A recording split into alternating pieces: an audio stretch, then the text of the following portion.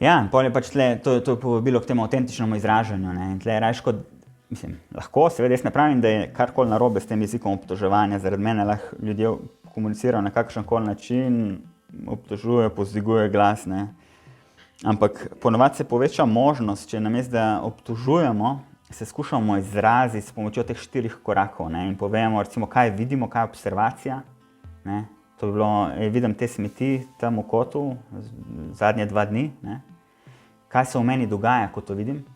V bistvu, ko to vidim, ne, v bistvu čutim eno frustracijo. Meni je pomembno spoštovanje najnih dogovorov glede čistoče, kaj je moja potreba, ne.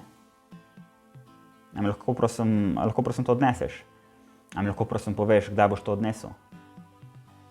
In potem vidimo, kaj se zgodi kot odgovor, ne. Se pravi, tukaj se dotikamo teh 4 korakov. Kaj je observacija, kaj bi posnela kamera, kako se jaz počutim, kaj jaz čutim v telesu, v smislu občutka, kaj jaz rabim, kaj so moje potrebe in kaj je neka moja prošnja. In to skušam artikulirati.